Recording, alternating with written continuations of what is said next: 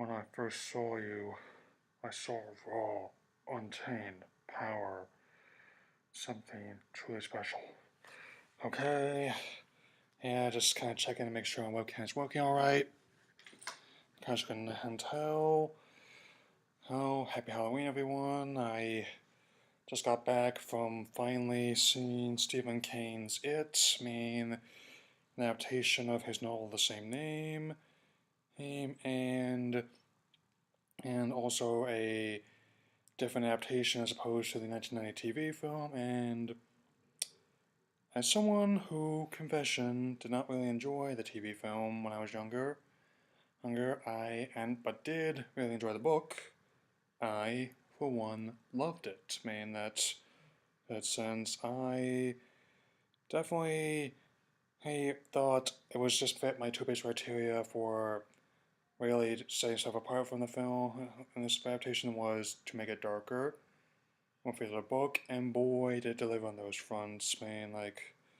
Since it definitely he managed to get a whole environment in there here that here and I think director Andy Muschietti really captured the ideal kind of horror for this time frame, and one that can be he it's been very successful. It's made well over $325 million domestically and over $600 million worldwide. After this rating, saying that one of the most successful films of the year so far, set numerous records, and the most successful horror film ever. So very excited for the second part in 2019, no matter what it'll be. And oh yes, I can definitely say, that it puts every bit as much effort into the story and characterization as it did, and into the frights and scares. In a sense, it may not be my favorite film of the year so far, but it's definitely on the list. As to alongside Logan, February 2049, and Ascending Order, or that, I mean, the story follows a group of children in the town of Derry, Maine, known collectively as the Losers for their various reasons that cast them out over the summer of 1989. Mysterious clown known as Pennywise, played by Bill Skarsgård, I hope I pronounced that right, responsible for a series of disappearances and deaths in the town after her an incident and in 1908 caused his death as well as deaths of 80 other people. And he comes back to haunt every 27 years.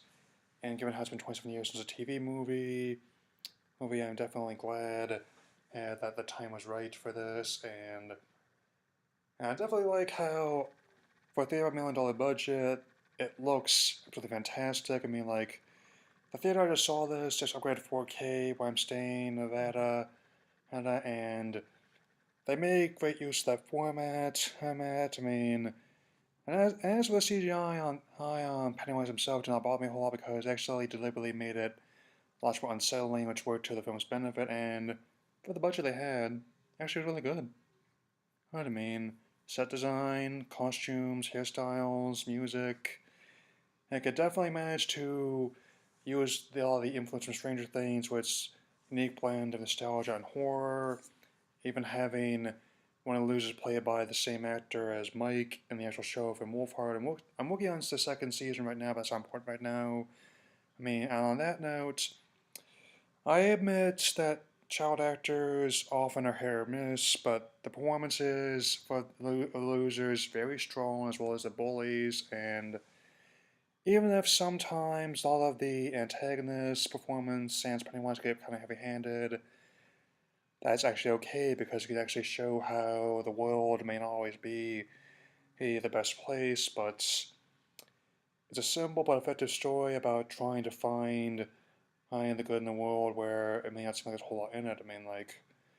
And how effective each main character's arc is that of trying to overcome their own personal limitations and confront their own personal fears. I mean, it definitely makes me very excited for Chapter 2. I had to wonder who they're going to get to play Hey themselves adults, which would place them in 2016. And as for the one line that's shot at me, it one is trying to divide us. Once again, I say make your own assumptions. And that. And on that note, even though certain people, which I will not mention in this video, who try to successfully denigrate the film, I think there was even just in built-in fans, there were groups of people you could count on to go. I mean, like, people who are fans of horror genre, people who are fans of Stephen King, and people who are fans of the specific book of his. As you can imagine, I fit in all three categories, and even in cases where certain versions of his stories end up becoming iconic, I actually have few objections to adapting them more than once. On which, like, even he gets involved sometimes himself of trying to do with good ones, but like, in sense. And given how successful it's been, and I can honestly say I'm open to the idea of approaching this similarly, trying to do adapt other than one of his books differently, since like my first one I'd like to see after this whole thing maybe like Firestarter with Millie Bobby Brown in the title role. I mean, honestly, I didn't really enjoy that one, but I can honestly say, even though it's not my favorite film of the year, it is, however, my favorite horror film of the year. And you will float too. I mean, since I definitely can recommend and that someone watching this video see it, but chances are you might have already, so definitely going to give this a very very spectacular 4 out of 4, and also per usual refunds and coming attractions. So I think for the sake of argument, I'm just gonna keep it simpler, just go in release order since it's gonna be a new month tomorrow in November. Whole new crop releases for Thanksgiving, Christmas, and the coming year 2018. And so, I will say Bad Mom's Christmas does not concern me at all. I mean, it doesn't look like my cup of tea, given how when I come back, Thor Ragnarok's going to be opening as well, since I'm going to be leaving on Friday, going to be getting back late Saturday, and also going to factor in the time change. Means that I think in a Christmas Full of Bad Moms, I think I prefer to spend my holidays with a Valkyrie. And on that note, Murder on the Orient Express has been a remake of the classic mystery film, which stars and is directed by Kenneth Branagh, a director I have quite a bit of an actor I have quite a bit of respect for. I might like to see it if I get a chance to. I mean the period designs are a bit over the top, but the ensemble cast looks great. I mean, hey, and even though some of the advertising that like having the same Imagine Dragons ad they have for Nintendo Switch commercials is kind of weird to me. Justice League still looks really cool. I mean, I gather in reshoots, it's after what happened with Zack and his daughter. They edited it down from the initial 2 hours 50 minutes to like a solid 2 hours, give or take a minute. I mean, that even as someone who's like the other DC films I've had in recent years, I can understand how some people feel. I mean, if I were to tell you that everyone having their own thoughts on them is nothing personal, once again, they know where to be lying. I mean that. But still, even though Superman's return is probably the worst kept secret, as is potentially, say, a Green Lantern after the reboots, I mean, I'm actually kind of geeking out the fact they're not just gonna have ones like Batman and Wonder Woman there, but also the Flash, Aquaman, and Cyborg in there. Here, that's Coco. Looks like it's gonna be fun for Thanksgiving, as well as for Day of the Dead. And that's since I've yet to see a single Pixar film I disliked, I'm still contemplating doing like a marathon on of their other films in its honor very soon. But it's probably gonna be focused on ones I haven't already reviewed it, which means no Cars 2 or 3, no Monster University, and no Inside Out. So, be another time to revisit things with a script, but not right now.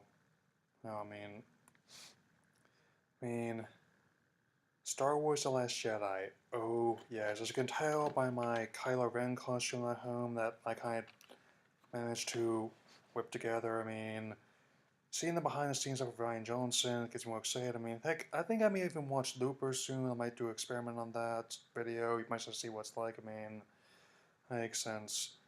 And kind of like how they're cribbing a lot from Empire Strikes Back. It does not bother me as much as other people do, given how the whole verse was inspired a lot by Flash Gordon serials and Jedi films like Hidden Fortress, man. And it really got to me when they showed Carrie Fisher on there.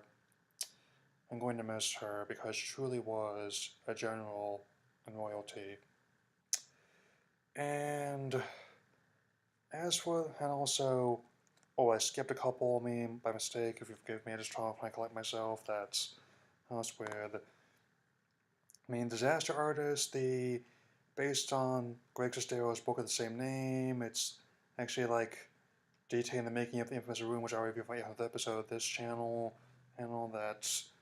And I'm very interested, given how it's going to be written, directed, and produced by James Franco, and also stories by Davis Greg and Franco's Rousseau. I think it's definitely going to be a riot. To say the least. And as for this one about the Winchester, her house, I'm unfamiliar with this whole thing. It's not coming to 2018. I think I'm probably going to pass on that one. On an Polaroid. I may be seeing a place which has all these other cameras on by my wall, but it looks like even more like they're playing Fatal Frame than it was for that last Paranormal Activity movie they did. Thank goodness that by the end of that franchise, that's that. And so I think has gone the way I expected it to head so far this month, but overall, I can still do some of the stuff I had planned in November, even having one in 2018, depending where I am. And overall, I think it ended on a much higher note than how that started for me. Because I didn't just come here to this place just to come to terms with some of the things I've lost this year. I've also come to celebrate my life, as it were. Since I still believe that overall I'm not the same person I was as when I started this channel in 2011, when I started uploading here in 2011, or even when I joined the site in 2008. Since next year, depending where I am, regardless, is going to be marking me belonging to the site for 10 years, which is basically like a century in internet terms. Since definitely a crossroads of my life, given how I'm 25, but wherever I am the next 25, hopefully I'll be able to share how my experiences with you in some way. That'll be all for now. I will see you all again when I'm back at home in this November. Bang.